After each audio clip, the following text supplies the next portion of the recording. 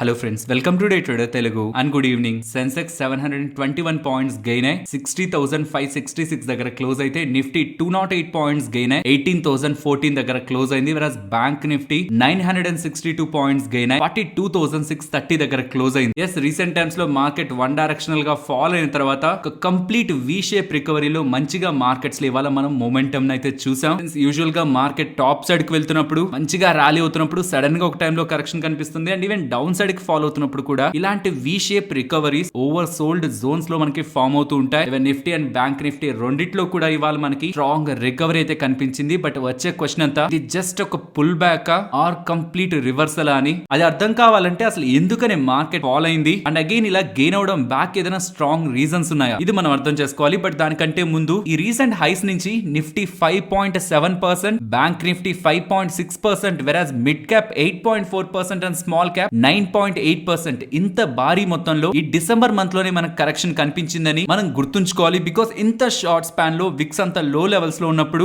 ఇంతలా markets regular గా మనకి మూవ్ అవ్వవు. సో మనం యాక్సెప్ట్ చేయాల్సింది రీసెంట్ టైమ్స్ లో మార్కెట్ ఫాల్ అవ్వాల్సిన దానికంటే ఎక్కువగా ఫాల్ అయింది. సో ఓవర్ సోల్డ్ జోన్స్ లోకి మార్కెట్ వెళ్తూ ఉండడం and lower levels either previous గా షార్ట్ చేసిన వాళ్ళైనా మార్కెట్ ని సెల్ ఆఫ్ చేసిన వాళ్ళైనా ప్రాఫిట్ బుక్ చేసుకుంటుండాలి. మరి ఇంత లెవెల్స్ కి ఫాల్ అయింది కాబట్టి ఇక్కడైనా మనం ఫర్దర్ గా పొజిషన్స్ ని బై పొజిషన్స్ ని యాడ్ చేద్దాం అనుకుంటున్న వాళ్ళైనా ఇక్కడ క్రియేట్ చేసిన బై ఆర్డర్స్ తో ఈ రెండు రీజన్స్ తో either profit booking are fresh buying on lower levels important levels దగ్గర కనిపిస్తూ ఉండడం స్టాక్ మార్కెట్స్ రిలేటెడ్ గా ఇవాళ మనకి బయింగ్ సెంటిమెంట్ కి ఇంపార్టెంట్ రీజన్ గా కనిపిస్తుంది. అండ్ నేను పర్సనల్ గా అనుకుంటున్నది ఈ ర్యాలీ బ్యాక్ షార్ట్ కవరింగ్ లేదని. సో ప్రెసెంట్ క్లోజ్ అవుతున్న లెవెల్స్ 18,000 అబౌవ్ క్లోజ్ అవుతుందా, అది డెఫినెట్లీ మనం పాజిటివ్ గానే తీసుకోవచ్చు. యూజువల్ గా ఏదైనా ఇంపార్టెంట్ లెవెల్ డౌన్ సైడ్ కి బ్రేక్ అయినా అప్ సైడ్ కి బ్రేక్ అవుతున్న 2 ట్రేడింగ్ సెషన్స్ క్లోజింగ్ మనం ఇంపార్టెంట్ గా గమనించాలి. అండ్ మోస్ట్ ఇంపార్టెంట్ రేపటి trading sessions upcoming trading sessions లో ఇక్కడ నుంచి హైయర్ లెవెల్స్ కి వెళ్తున్నప్పుడు ఈ రేంజ్ ని 30 పాయింట్ రేంజ్ ని బ్రేక్ అయి సస్టైన్ అవ్వకుండా 15 మినిట్ టైం ఫ్రేమ్ లో సస్టైన్ అవ్వకుండా ఇది ఒక రివర్సల్ అని తీసుకుంటూ బులిష్ సైడ్ పొజిషన్స్ ని నేనైతే తీసుకోవాలనుకోవట్లేదు. Because heavy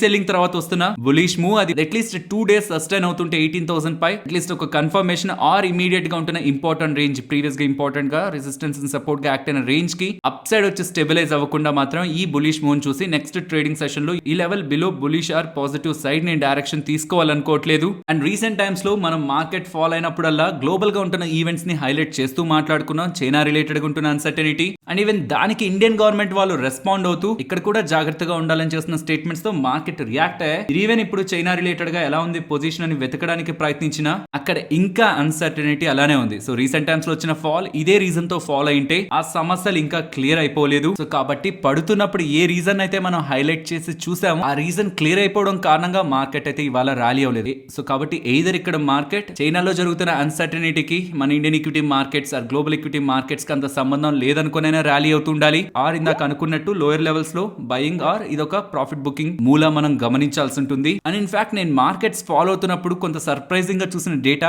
FIDI data. Because even mid cap small caps and Nifty bank Nifty అన్నిట్లోనూ ఇంత పెద్ద ఫాల్ కనిపిస్తున్నప్పుడు FIS from last 7 trading sessions December 14th నుంచి కదా మనకి సివియర్ ఫాల్ కనిపించింది. ఆ పాయింట్ నుంచి చూస్తే FIS కేవలం 3,300 crores మాత్రమే సెల్ చేశారు. వెరస్ దానికి ఆపోజిట్ గా DIS 11,330 crores దగ్గరగా బై చేశారు. సో బిగ్ ఇన్స్టిట్యూషనల్ సెల్లింగ్ మనకి మార్కెట్ లో లేదు. అన్ని ఎంటైర్ సెగ్మెంట్ లో మనకి ఫాల్ కనిపించింది. మేబీ 1 or 2 days ఏదైనా bulk deals or block deals data కారణంగా FIDI డేటా ఇంపాక్ట్ అయిందేమో. బట్ ఓవరాల్ గా బిగ్ సెల్లింగ్ మార్కెట్ లో ఇన్స్టిట్యూషనల్ ప్లేయర్స్ దగ్గర నుంచి లేదు. సో FIS కాదు DIS కాదంటే మార్కెట్ లో ఉన్నది ఇంకెవరు? HNIs and retailers. సో ఇప్పుడు వచ్చే క్వశ్చన్, HNIs దేనికి ట్రిగ్గర్ అయ్యారు? ఇఫ్ ఈ అజంప్షన్ మనం నిజం అనుకుంటే FIS కాదు DIS కాదు HNIs సెల్ చేస్తుంటారు అనుకుంటే రావాల్సిన క్వశ్చన్, ఎందుకు HNIs సెల్ చేశారని. గ్లోబల్ గా uncertainty, recession or interest rate లో పెంచుతూ ఉంటే ఎకానమీ ఇంపాక్ట్ అవుతుంది, దాని కారణంగా స్టాక్ మార్కెట్స్ ఫాలో అవుతాయి. ఇదా వాళ్ళ రీజన్? లేదా రీసెంట్ టైమ్స్ లో చైనా రిలేటెడ్ గా ఉంటున్న అన్సర్టనిటీ ఇండియాలో కూడా ఇంపాక్ట్ చేస్తుందేమో అని వాళ్ళు ఫియర్ కి లోనే సెల్ చేసి తర్వాత అలాంటిది ఏం లేదని తెలుసుకున్న తర్వాత వాళ్ళు అగైన్ వాళ్ళు బై చేయడానికి చూస్తున్నారు. ఇఫ్ వాళ్ళు మొదటిది రీజన్ గా తీసుకుంటే గ్లోబల్ గా ఉంటున్న uncertainty, recession, economy slow down ఇది తీసుకుంటే దెన్ ఇమీడియట్ గా వాళ్ళు మార్కెట్స్ లోకి బయర్స్ గా టర్న్ అవరు. సెకండ్ కేస్ ని కానీ తీసుకుంటే మోస్ట్లీ ఎప్పుడు మార్కెట్ లో ఫియర్ క్రియేట్ అవుతున్నా విత్ ఇన్ ఫ్యూ డేస్ అది మెటీరియలైజ్ అవ్వకపోతుంటే మార్కెట్ లో సేమ్ సెల్లర్స్ గా బయర్స్ గా కన్వర్ట్ అవుతారు. కాబట్టి apart from FIDI activity HNI selling again market లోకి ఫ్లో అవడానికి హై ప్రాబబిలిటీ అయితే ఉంటుంది. ఈవెన్ CLSA వాళ్ళు కూడా 2023 లో ఇండియాలోకి డెడికేటెడ్ FIS ఫ్లోస్ రావడానికి ఛాన్స్ ఉంటుందని చెప్తున్నారు. మీనింగ్ ఇప్పటి వరకు ఇండియాలోకి వస్తున్న FIS ఇన్ఫ్లోస్ అన్ని కూడా FIS ఒక పెట్టుబడులంతా కూడా 95% దగ్గరగా non India dedicated fund funds అని చెప్తున్నారు. మీన్స్ కేవలం ఇండియాలోనే ఇన్వెస్ట్ చేయాలని ఎఫ్ఐఎస్ ఇన్వెస్ట్ చేయట్లేదు. ఎమర్జింగ్ ఈక్విటీ మార్కెట్స్ లో ఇన్వెస్ట్ చేయాలన్నప్పుడు India one of the emerging equity market కాబట్టి దాని కారణంగా ఇండియాలోకి ఫ్లోస్ వస్తున్నాయని అండ్ ఎంఎస్సిఐ ని కానీ గ్లోబల్ ఫండ్స్ ని కానీ ట్రాక్ చేస్తున్న ఎఫ్ఐఎస్ కూడా చేస్తున్న ఇన్వెస్ట్మెంట్స్ ఇండియన్ ఈక్విటీ మార్కెట్స్ లోకి వస్తున్నాయని, కానీ అప్కమింగ్ టైమ్స్ లో ఇండియాలోకే డెడికేటెడ్ గా ఎఫ్ఐఎస్ ఇన్వెస్ట్ చేయడానికి రీజన్ ఉందని, ఆ రీజన్ ని మెన్షన్ చేస్తూ ఇండియన్ ఈక్విటీ మార్కెట్స్ లో డెప్త్ ఇంప్రూవ్ అవుతుందని చెప్తున్నారు. గ్లోబల్ గా చూసినప్పుడు number of billion dollar companies highest గా యుఎస్ లో ఉన్నాయి, తర్వాత చైనాలో ఉన్నాయి, తర్వాత జపాన్ లో ఉన్నాయి అండ్ ఫోర్త్ ప్లేస్ లో ఇండియా ఉందని. సో ఇండియన్ ఈక్విటీ మార్కెట్స్ యొక్క డెప్త్ ఇంక్రీజ్ అవుతూ ఉండడం, బిలియన్ డాలర్ కంపెనీస్ ఇండియాలో మేక్ అవుతూ ఉండడం కూడా ఫారెన్ ఇన్స్టిట్యూషనల్ ఇన్వెస్టర్స్ ని డెడికేటెడ్ గా ఇండియాలోకి అట్రాక్ట్ చేస్తుందని వాళ్ళు భావిస్తూ సిఎల్ఎస్ఏ వాళ్ళు 2023 లో డెడికేటెడ్ ఫండ్స్ ఎఫ్ఐఎస్ ఒక ఇన్వెస్ట్మెంట్స్ ఇండియాలోకి వస్తాయని చెప్తూ ఉండడం ఇండియన్ ఈక్విటీ మార్కెట్స్ రిలేటెడ్ గా మనం పాజిటివ్ గానే తీసుకోవచ్చు. ఓవరాల్ వస్తున్న క్వశ్చన్ అంతా ఈ రీసెంట్ టైమ్స్ లో బ్రాడ్ బేస్డ్ సెల్లింగ్ వచ్చినప్పుడు ఎఫ్ఐఎస్ పెద్దగా సెల్ చేయలేదు, ఇన్ఫాక్ట్ డిఐఎస్ భారీగా బై చేశారు. సో ఒకవేళ సెల్ చేసినది హెచ్ఎన్ఐస్ అయితే ఇన్ అప్కమింగ్ టైమ్స్ ఏదో ఒక పాయింట్ లో వాళ్ళు ఇండియన్ ఈక్విటీ మార్కెట్స్ లోకి వాళ్ళు అగైన్ వాళ్ళ మనీని తీసుకొస్తారు. But based upon today's rally at today recovery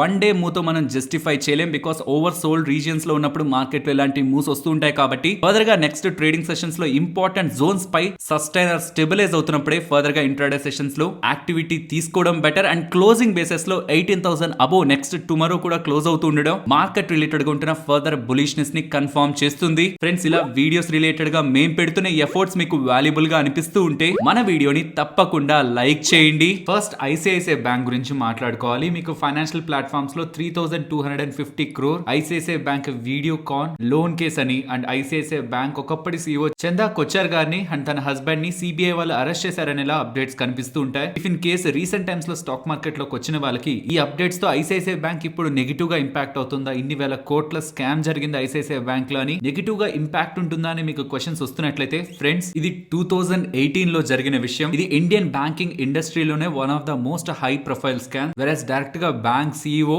and తన హస్బెండ్ కలిసి ఇంత పెద్ద స్కామ్ లో ఇన్వాల్వ్ అవుతూ ఉండడం ఇది చాలా ఇయర్స్ తర్వాత బయటకు వచ్చింది. 2009 అండ్ 2011 ఇన్ బిట్వీన్ వీడియోకాన్ వాళ్ళకి ఐసిఐసిఐ బ్యాంక్ వాళ్ళు శాంక్షన్ చేసిన లోన్స్ చందా కొచ్చర్ గారి ప్రమేయంతోనే జరుగుతున్నాయి. తన పొజిషన్ ని తను మిస్యూజ్ చేసి తన హస్బెండ్ కలిసి వీడియోకాన్ వాళ్ళకి అర్హత లేకపోయినా వేల కోట్లలో లోన్స్ ని ఇప్పిస్తూ వాళ్ళు కూడా ఇండైరెక్ట్ గా లాభం పొందే ప్రయత్నం జరిగింది. క్రిమినల్ యాక్టివిటీ, చీటింగ్ వీటికి పాల్పడినందుకు గాను వాళ్ళపై ఇన్వెస్టిగేషన్ చాలా టైం బ్యాకే స్టార్ట్ అయింది. బట్ చందా కొచ్చర్ గారు రిలేటెడ్ గా ఇప్పటి వరకు ఎటువంటి యాక్షన్ కూడా తీసుకోలేదు. ఫస్ట్ టైం తను 2018 లో సీఈఓ బాధ్యతల నుంచి తప్పుకున్న తర్వాత ఇప్పుడు సిబిఐ వాళ్ళు తనని తన హస్బెండ్ ని అరెస్ట్ చేశారనేలా మనకి డేటా కనిపిస్తుంది. ఇలా వీడియోకాన్ వాళ్ళకి ఇచ్చిన లోన్స్ ఎప్పుడు ఎన్పిఎస్ గా కన్వర్ట్ అయ్యాయి, మొండి బకాయిలుగా కన్వర్ట్ అయ్యాయి. దాన్ని క్లియర్ చేసుకుంటేనే ఐసిఐసిఐ బ్యాంక్ వాళ్ళు గ్రో అవుతూ వచ్చారు. కాబట్టి ఈ 3,250 crore ICICI bank Videocon loan case అనేలా సిబిఐ అరెస్ట్ అనేలా ఈ న్యూస్ ఆర్టికల్స్ కి ఐసిఐసిఐ బ్యాంక్ కి లింక్ ప్రెసెంట్ లేదు. ఐసిఐసిఐ బ్యాంక్ రిలేటెడ్ గా జరిగింది కాబట్టి ఒకప్పుడు జరిగింది కాబట్టి ఇప్పుడు మనకి ఐసిఐసిఐ బ్యాంక్ నేమ్ వినిపిస్తుంది. కానీ ఇప్పుడు ఈ కేసు కారణంగా ఐసిఐసిఐ బ్యాంక్ ఫైనాన్షియల్స్ కి ఎటువంటి ఇంపాక్ట్ ఉండదు. నెక్స్ట్ సువెన్ ఫార్మాస్యూటికల్స్ గురించి మాట్లాడుకోవాలి. ఇక్కడ నుంచి కొన్ని డేస్ బ్యాక్ సువెన్ ఫార్మాస్యూటికల్స్ లో అడ్వెంట్ ఇంటర్నేషనల్ వాళ్ళు భారీ మొత్తంలో వాటాను కొనబోతున్నారని, పర్టికులర్ గా ప్రమోటర్స్ దగ్గర నుంచి కొనబోతున్నారని అప్డేట్స్ ఉన్నాయి కదా. దాని అడ్వెంట్ ఇంటర్నేషనల్ వాళ్ళు ఎస్ అది నిజమే అని క్లారిఫై చేశారు. సువెన్ ఫార్మా ఒక ప్రమోటర్ గ్రూప్ అయిన జాస్తి ఫ్యామిలీ వాళ్ళు వాళ్ళ దగ్గర ఉన్న 60% వాటాలోంచి నియర్లీ 50% వాటాని అమ్ముతున్నారనేలా మార్కెట్ లో అప్డేట్స్ ఉన్నాయి. అండ్ దాని తర్వాత ఓపెన్ ఆఫర్ లో 26% దగ్గరగా వాటాని రైజ్ చేసేందుకు ప్రయత్నిస్తూ ఓవరాల్ గా Suven ఫార్మాలో controlling stake advent international వాళ్ళు తీసుకొని సువెన్ ఫార్మాస్యూటికల్స్ ని ఇంకొక కంపెనీతో కొహాన్స్ లైఫ్ అనే ఇంకొక కంపెనీతో అడ్వెంట్ ఇంటర్నేషనల్ వాళ్ళ అండర్ లో ఉంటున్న ఇంకొక కంపెనీతో కంబైన్ చేసి ఒక లీడింగ్ సిడిఎంఓ ప్లేయర్ గా అండ్ మర్చెంట్ ఏపీఐ ప్లేయర్ గా ఎవాల్వ్ చేయాలనుకుంటున్నారు. ఈ కంపెనీ యొక్క బిజినెస్ ని అప్డేట్ చేస్తున్నారు. And as per management update once ఈ సువెన్ ఫార్మాస్యూటికల్స్ ఇంకొక కంపెనీతో మర్జ్ చేశాక ఆ కంబైన్డ్ ఎంటిటీ యొక్క మార్జిన్స్ నియర్లీ 30% దగ్గరగా ఉంటాయని చెప్తున్నారు. సో ఇలాంటి అక్విజిషన్ జరగబోతుందని అప్డేట్స్ తో రీసెంట్ టైమ్స్ లో స్టాక్ పెరిగింది. ఎస్ ఇది జరగబోతుందని ఒక క్లారిఫికేషన్ ఈవెంట్ రిలేటెడ్ గా ఎంటర్ అయిన వాళ్ళు అండ్ ఈవెన్ ఇవాళ ఫార్మా స్టాక్స్ లో కూడా పెద్దగా మూవ్ లేదు కాబట్టి ఇవాళ క్లోజింగ్ టైం కి స్టాక్ 4.5% దగ్గరగా క్లోజ్ అయింది నెగిటివ్ లో.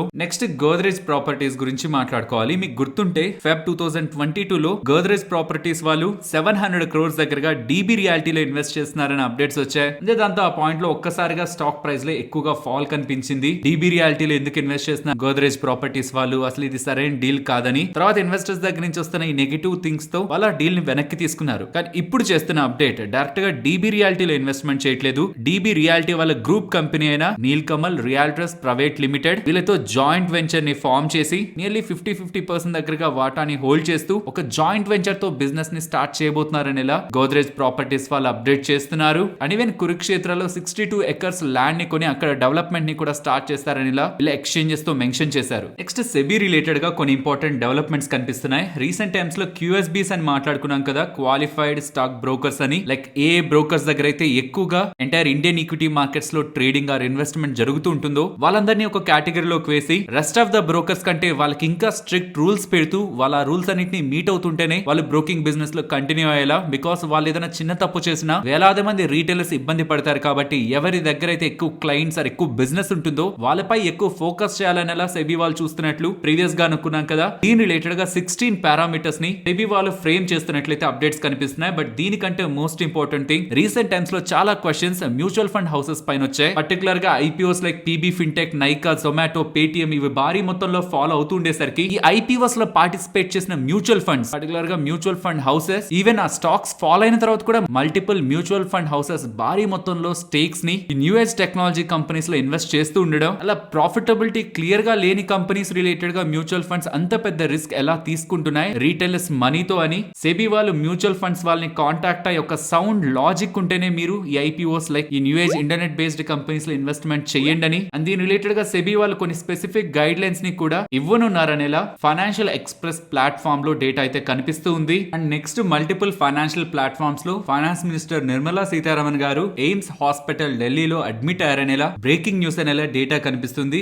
ఇంపార్టెంట్ అప్డేట్ కాదు, బట్ ఇలా మల్టిపుల్ ఫైనాన్షియల్ ప్లాట్ఫామ్స్ లో మన ఫైనాన్స్ మినిస్టర్ గారు హాస్పిటల్లో జాయిన్ అయ్యారనేలా బ్రేకింగ్ న్యూస్ లని అప్డేట్ చేశారు. బట్ దాని తర్వాత ఇది ఒక routine checkup and minor stomach infection related గానీ హాస్పిటల్లో జాయిన్ అయినట్టు అఫీషియల్ సోర్సెస్ డేటానే అప్డేట్ అవుతూ ఉంది. నెక్స్ట్ టాటా మోటార్స్ గురించి మాట్లాడుకోవాలి. టాటా మోటార్స్ వాళ్ళకి 1500 ఎలక్ట్రిక్ వెహికల్ బసెస్ ని ఆపరేట్ చేయడం కోసం ఢిల్లీ ట్రాన్స్పోర్ట్ కార్పొరేషన్ వాళ్ళ దగ్గర నుంచి ఆర్డర్ లభించిందనేలా టాటా మోటార్స్ వాళ్ళు అప్డేట్ చేస్తున్నారు. నెక్స్ట్ టాటా పవర్ గురించి మాట్లాడుకోవాలి. టాటా పవర్ వాళ్ళకి జపాన్ కి సంబంధించిన బ్యాంక్ వాళ్ళు 450 crore దగ్గరగా క్రెడిట్ ఫెసిలిటీని ఎక్స్టెండ్ చేస్తున్నారని ఒక అప్డేట్. ఇంకొకటి టాటా పవర్ వాళ్ళు డెట్ రూట్ లో మీన్స్ బాండ్స్ ని ఇష్యూ చేసి 2000 crore దగ్గరగా ఫండ్స్ ని రేస్ చేయబోతున్నారనేలా కొన్ని సోర్సెస్ నుంచి రిపోర్ట్స్ పబ్లిష్ అవుతూ ఉండడం స్టాక్ రిలేటెడ్ గా అనదర్ అప్డేట్ గా కనిపిస్తుంది. నెక్స్ట్ ఈజ్ మై ట్రిప్ గురించి మాట్లాడుకోవాలి. స్టాక్ 20% పెరిగింది కదా, వీళ్ళు కేవలం షేర్ హోల్డర్స్ ని ఉద్దేశించి ఒక స్పెషల్ ప్రోగ్రామ్ ని పెడుతున్నారు. అందులో భాగంగా ఎవరెవరైతే ఈ కంపెనీకి సంబంధించిన షేర్ హోల్డర్స్ ఉంటారో వాళ్ళకి great discounts and referral scheme లో భాగంగా వాళ్ళు అడిషనల్ గా సంపాదించుకునే అవకాశం అండ్ ఈవెన్ షేర్ హోల్డర్స్ కి various offers is my trip లో ప్రొవైడ్ చేస్తారని వాళ్ళు ప్రొవైడ్ చేస్తున్న ఆఫర్స్ అని కూడా ఇక్కడ మీకు స్క్రీన్ పైన కనిపిస్తుంటాయి. నియర్లీ 500 హోటల్స్ లో ఎవరైనా 2 nights ని బుక్ చేస్తుంటే 1 అడిషనల్ నైట్ ని వీడు ఫ్రీగా ఇస్తున్నారని. And flights, hotels pi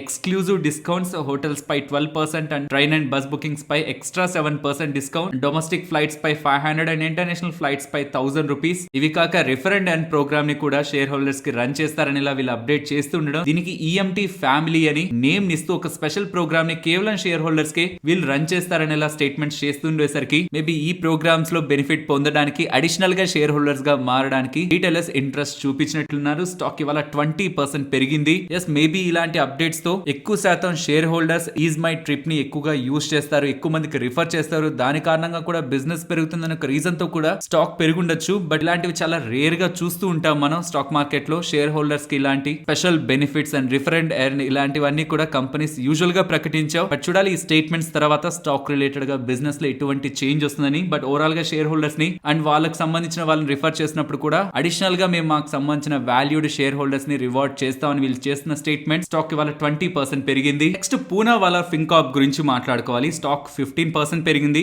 in fact most of the PSUs and NBFC space లో కూడా ఇవాళ మంచి మూవ్ కనిపించింది. బట్ ఈ స్టాక్ రిలేటెడ్ గా ఇంతలా పెరగడానికి మెయిన్ రీజన్ మోతిలాల్ ఆస్వాల్ వాళ్ళు ఈ స్టాక్ రిలేటెడ్ గా బై రేటింగ్ ఇస్తూ టార్గెట్ 350 అని చెప్తున్నారు. ఈ స్టాక్ రీసెంట్ టైమ్స్ లో టచ్ అయిన ఆల్ టైమ్ హై ని వీళ్ళు టార్గెట్ గా మెన్షన్ చేస్తూ వీళ్ళ DDP model, direct digital partnership model లో వీళ్ళు స్కేలబిలిటీని ఎక్స్పెక్ట్ చేస్తున్నారని. అండ్ వీళ్ళు చాలా వరకు fintech and consumer tech companies తో పార్ట్నర్ అయ్యారు కాబట్టి వీళ్ళ consumer and small business finance related గా గ్రోత్ ఉంటుందని వీళ్ళు ఎక్స్పెక్ట్ చేస్తూ వీళ్ళ AUM బై FY25 37% అండ్ వీళ్ళ ప్రాఫిట్ ఆఫ్టర్ ట్యాక్స్ 65% CAGR తో గ్రో అవుతుందని. వీళ్ళ ROE పెరుగుతూ by FY25 4.8 and ROE by FY25 12% కి రీచ్ అవుతుందని ఎక్స్పెక్ట్ చేస్తూ 350 టార్గెట్ అంటూ ఉండడం కూడా స్టాక్ ఇలా ర్యాలీ అవుతుండడం బ్యాక్ ఉంటున్న రీజన్. నెక్స్ట్ శ్రీరామ్ ఫైనాన్స్ గురించి మాట్లాడుకోవాలి. వీళ్ళు 15 రూపీస్ డివిడెండ్ ని ప్రకటించారు అండ్ దానికి January 4th 2023 ని రికార్డ్ డేట్ గా డిసైడ్ చేశారు. నెక్స్ట్ ఇండియన్ బ్రోకింగ్ కంపెనీ అయిన యాంటిక్ వాళ్ళు IT ఐటీసీ రిలేటెడ్ గా బై రేటింగ్ ఇస్తూ టార్గెట్ 419 అని. దీనికి మెయిన్ రీజన్ ఈ నెక్స్ట్ అప్కమింగ్ క్వార్టర్ లో Q3 లో వీళ్ళు బెటర్ నెంబర్స్ పోస్ట్ చేయడానికి పాసిబిలిటీ ఉంటుందని వీళ్ళు ఎక్స్పెక్ట్ చేస్తున్నారని చెప్తున్నారు. సో రీసెంట్ టైమ్స్ లో సిగరెట్స్ టొబాకో రిలేటెడ్ గా మంచి వాల్యూమ్స్ లో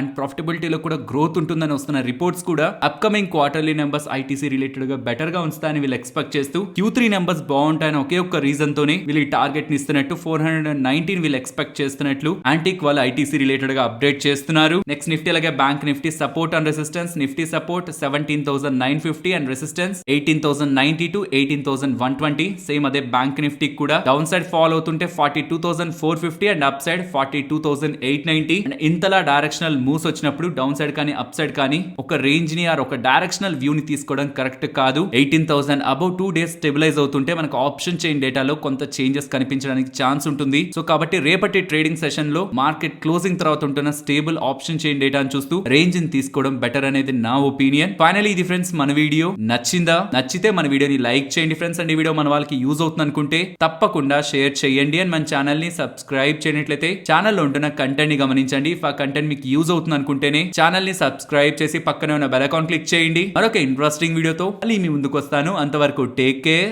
జై హింద్.